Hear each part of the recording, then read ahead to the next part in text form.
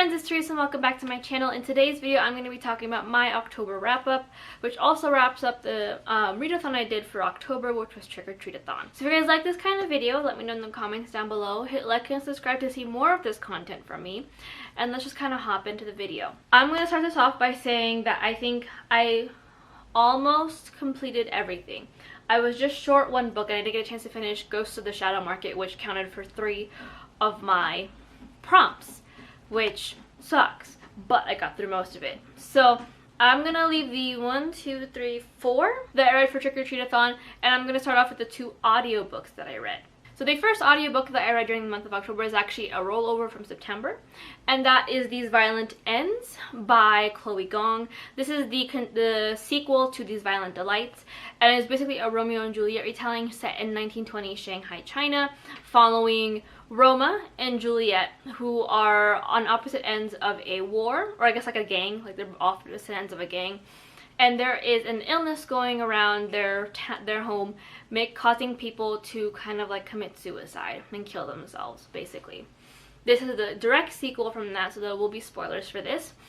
I ended up giving this a 3 out of 5 stars. Like I said, I read the audiobook, so part of the dinging of the stars was because of the audio narrator. I think for baseline, in terms of the things that weren't dialogue, great narration. I highly enjoyed their narration, and I thought it was fun. The actual dialogue was terrible because the guys' accent, there was no differentiating between any of the guys' accents. They all sounded like a weird French Batman, or an attempt at a French Batman. It was not good. In terms of like where there's like long bits of dialogue, you can't tell, and there's like no like tags, like Roma said this, Benedict said that, Marshall said this. And when there are no tags like that, everything blends into one conversation. That's really unfortunate. And then she tried to do a French accent for some of the girls, and it was also just not good. It made it very indistinguishable. You couldn't really understand what the girls were saying or what the guys were saying, and it really just took away from my listening experience.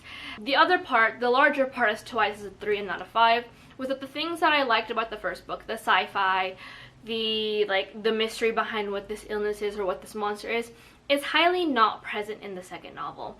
It's more focusing on the political aspect, the romances, and just trying to get everyone to come together to stop this thing. Not so much the actual stopping of this situation. I didn't even know if they solved the problem with the monster or the illness, but I do know all about the weird little romances going on in there and the political aspects and all that stuff, which was just not fun.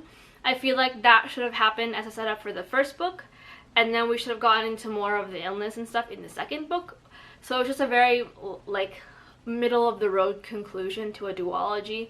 So I think I'll be unhauling my copy of These Violent Delights because I was just very not happy with how the duology ended or the direction that it even went to. Moving on to the next audiobook that I have, and that is Lullaby for Witches by Hester Fox. This is an adult hit. It says gothic in the description, but I think that's kind of not accurate. I say like a historical fiction and some contemporary fiction, and this follows 2 point of views.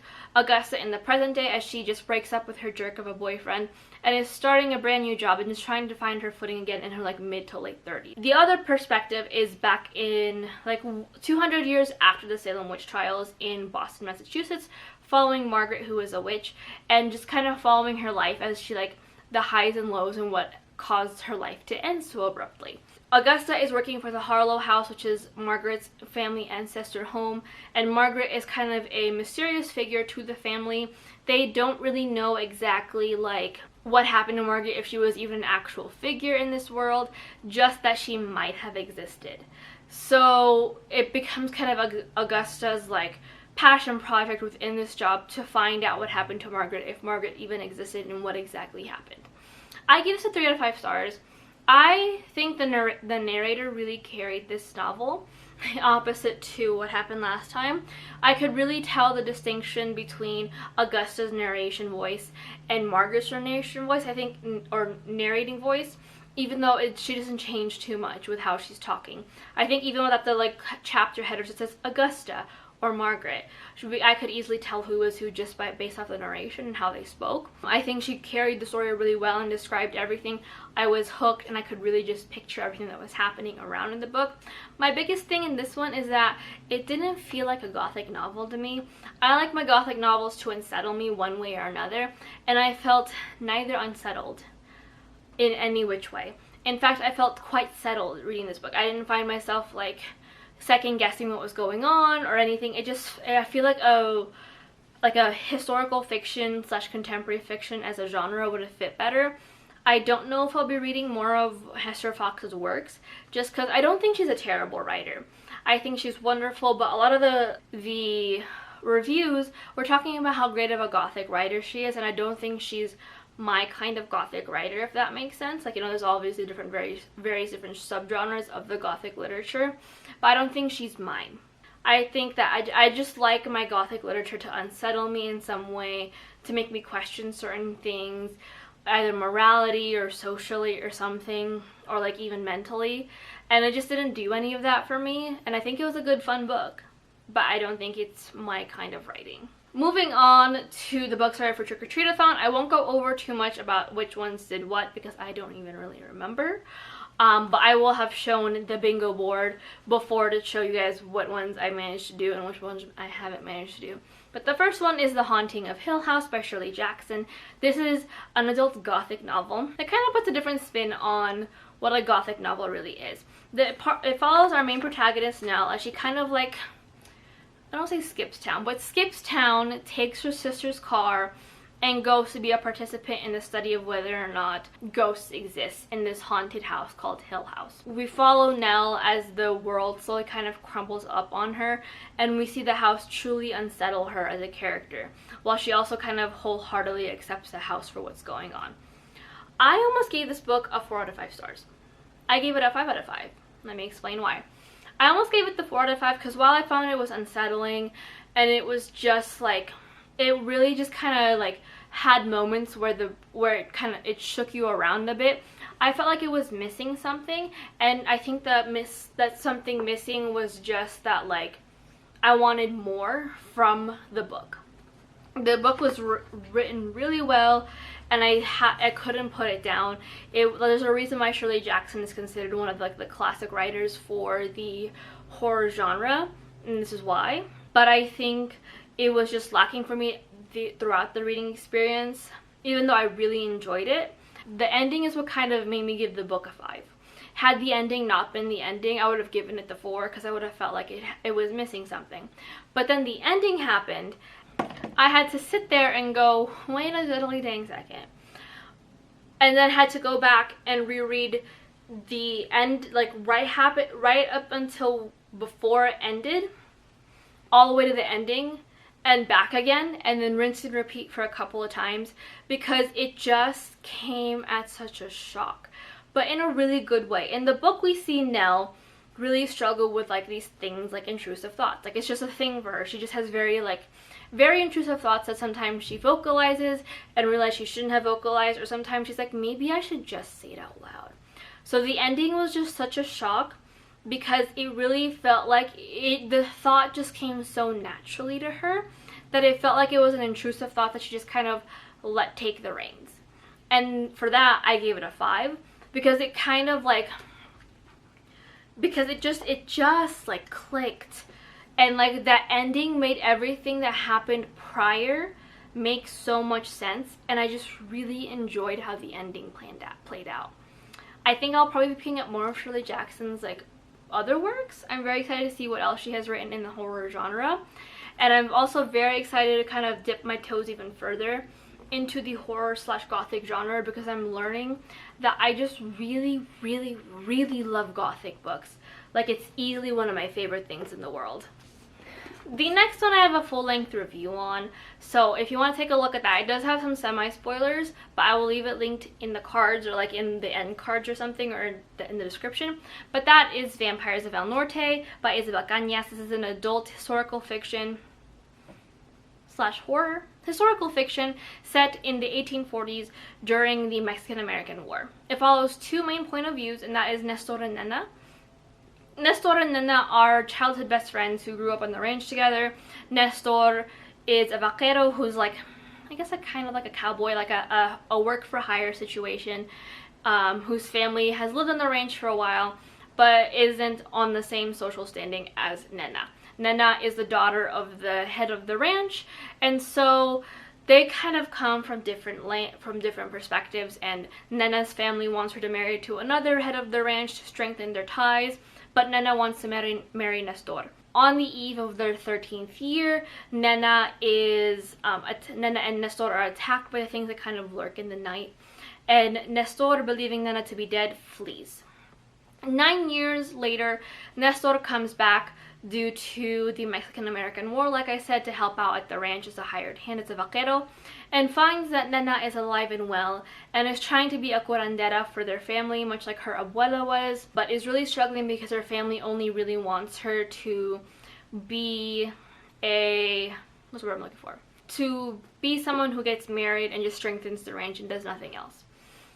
The two of them have a reunion that isn't exactly what you would call romantic, but now they're trapped in the middle of the night, stuck trying to survive the night to avoid these monsters that lurk in the shadows, and maybe they learn that things are just a little more sinister than I thought. Like I said, I have a full-length review, so I won't go too much in depth, but I give this a 4 to 5 stars. I really enjoyed it. I loved reading from Nestor and Nena's perspective. It was just such a beautiful romance for them, and to see them kind of grow back together was like what kept me going and reading. The writing was impeccable. It was great. It was amazing. The biggest thing for me was that the monsters weren't as monstrous as I wanted them to be. I go more in depth to it in my video. 4 out of 5, I will be reading her debut novel, which is The Hacienda. I heard a lot of good things about that one, so picking that up for just to see how it is. The next one is a retelling, and that is Prince of Song and Sea by Lindsay Miller. This is part of like a series retelling of the different Disney movies based in the prince's perspective. This follows Prince Eric as he has been told his entire life that he is cursed to kill someone if he kisses them, unless it's his true love and his soulmate. So once this girl washes up on shore and wants to spend more time with him, he finds himself really drawn to her, but can't really get himself fully attached to her, and he's now trying to find a way to break the curse so he can be with this girl forever. I give this 4 to 5 stars. I really enjoyed this perspective. I will be picking up the other 2 books, the one from, I forgot who the third one was, but I know the other one is from Prince Charming's perspective, and I'm really excited to read that. I just really like Lindsay Miller's writing. I think it's super easy to get into, and it's something familiar, so my brain doesn't have to worry too much about the work that's happening on to make this world make sense. My biggest issue with it, though, is that I feel like it did get a little info dumpy with describing the curse and exactly what happened, and I understand 3 days is not a lot of time to really describe things, but I think there could have been other ways. But I'm also not like dinging it too much for being info dumpy, because I am like 90% sure this is aimed for a younger YA audience, not in the older aspect of YA. But I highly recommend it nonetheless. It was so much fun to read, and so much, like, I think if you're looking for something familiar to dip your toes into, this series might be a good one. The second to last book is Part of Your World by Abby Jimenez. This is an adult contemporary romance novel following Alexis Montgomery, who is like an overworked ER doctor. She had just broken up with her boyfriend, who is decidedly not great, and then on her way back from a funeral, I believe, she accidentally crashes her car into a hitch and has to be saved by the very cute Daniel, who is kind of like everything and anything for this small town. The two of them strike up a romance, and Alexis wants to keep it a secret because their worlds can't really collide because her parents are judgmental, her friends are judgmental, and it's just not a good time. And Daniel is just like so smitten head over heels for this girl. He's willing to do everything but leave his hometown. So it puts a little bit of a doozy on their relationship. I give this a 5 out of 5 stars. This was like Hallmark. If Hallmark wanted to give us more than a PG romance in the best way, it's like Hallmark in the best way possible. It's cheesy, it's goofy, it's fun, there's a little bit of magic involved, which is always a good thing, and I think I just had a blast reading the book. Honestly, I couldn't put it down. The characters were just super, I was super enamored by the characters. I just really wanted to see what was best for them and just really fall in love with them as a reader, and I can't wait to pick up the next series of this book, which is Yours Truly. Super excited. I can't wait. And if you haven't picked up an Abby Jimenez book, do it now. I highly recommend it. You will not be disappointed. And the last book is a reread, but it still counts for Trick or Treat-a-thon nonetheless, and that is Night World 2 by L.J. Smith. Night World 2 comprises of The Dark Angel, The Chosen, and The Soulmate. Dark Angel follows young Jillian as she gets into a life-threatening accident, and accidentally brings an angel back with her when she's back from the other side, only to learn this angel might not have the best intentions. The Chosen follows Rochelle, who is a renowned vampire killer, and finds herself in the middle of a really huge vampire, like, circle, and it just takes a chance to hopefully end all of them. And The Soulmate is about Hannah, who is a human who has been getting distressing and slightly threatening messages throughout her life saying she was gonna die on her 17th birthday. I gave this book a 4 out of 5 stars, or all the books 4 out of 5 stars. I think out of the trilogy, like the 9 books that's in here currently, this set is currently my least favorite, mainly because of The Chosen. I like Dark Angel because I think Jillian's story is very relatable to like being the introverted quiet girl in the back to being this really super popular kind of like out there girl only because something in her life was missing. I love Soulmate because I love the reincarnation aspects of it. I love that Hannah as a human was like, oh, they exist, and I've interacted with them in my many past lives. Got it. Okay, next. My biggest issue was The Chosen. It's always the least favorite book that I get to whenever I do a reread of the series. I just think, like, obviously soulmates are a big part of the Night World, like the Night World world building. So incel is kind of a given. However, out of all the characters in this world, Rochelle and Quinn spend the least amount of time together. But I get that they're supposed to be like soulmates, they're supposed to love each other, but then they're like confessing to each other and everything, and they haven't really interacted that much in the book itself. Like, if they had interacted a ton, I'd probably enjoy it more, but they didn't. There was like maybe like a couple of pages here and there, and then bam, oh my god, you're my soulmate, I love you. I would have just preferred it to be like, okay, you're my soulmate, let's get to know each other, but I think I might be asking too much of the paranormal romance genre in the 1990s. But I enjoyed the series nonetheless. This is just my least favorite book out of the clump that I have. But that is it for all the books that are in October. Hopefully this means my reading slump is over. But if you have read these books, let me know in the comments below and we can discuss them. And until next time, I hope you guys stay safe, and I'll see you guys in my next video. Bye!